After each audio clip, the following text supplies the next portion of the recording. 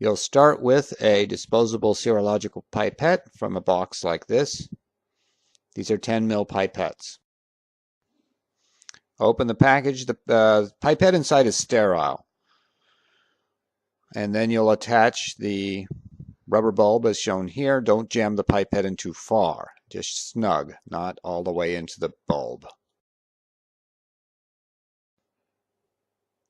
Now here Chad will be pulling up 5 milliliters of cells. When you do this, you'll actually pipette a total of 20 milliliters, 10 at a time. You create a vacuum in the bulb, and then on the bulb there is an up arrow that will pull liquid up the pipette, and a down arrow that will eject liquid from the pipette. Here you can see Chad is pulling up 5 milliliters into the pipette using the up arrow on the bulb. And then he can transfer those 5 milliliters of cells into the centrifuge tube, pressing the down arrow to deliver the contents. After pipetting the cells, you'll want to sterilize the pipette by pipetting up and down 10% bleach. That will kill the bacteria that were in the pipette and make it safe for disposal. 20 mils of broth will look like that in your centrifuge tube. So 2 tubes like this. As in any centrifuge, I need to balance. So in this case, the best way to balance is with mass. I zeroed out my beaker. I can weigh this centrifuge tube with its contents. This one has mass 32.24 grams. Here's my second tube, 32.34 grams. So I can add just a couple drops of water to this tube to make it equal that mass. This is the centrifuge we'll be using. It's a marathon centrifuge. It has a control panel here, and inside there's this rotor. Always need tubes opposite each other. So there I've got my balance tubes opposite each other. The rotor has a lid, and it has a big lid for the entire machine.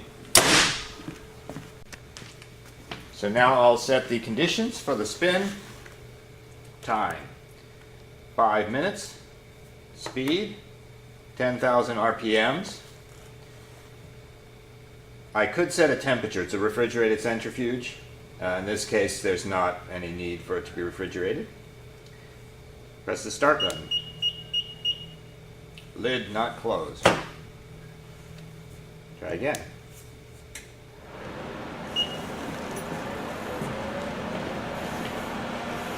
So here you can see the speed increasing, timer is counting down. If I did have bacterial cells, they would be plastered to the bottom of the tube by the end of this time. Centrifuge has finished its spin, it's slowing down. The beep beep beep says I can open it. I need to press this button here, the stop/lid. Press it again while pulling on the lid. I can remove my tubes. So here's a sample that has bacterial cells pelleted at the bottom of the centrifuge tube. I'm pouring off the supernatant. You can see the bacterial pellet stays put. Now I'm resuspending the cells in 30 millimolar tris buffer, pH 8.0. So the purpose of this buffer is to wash away traces of the luria broth. So here's my milliliter.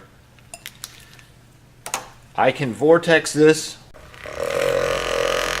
I vortex at a pretty high speed. And I observe there's still some pellet.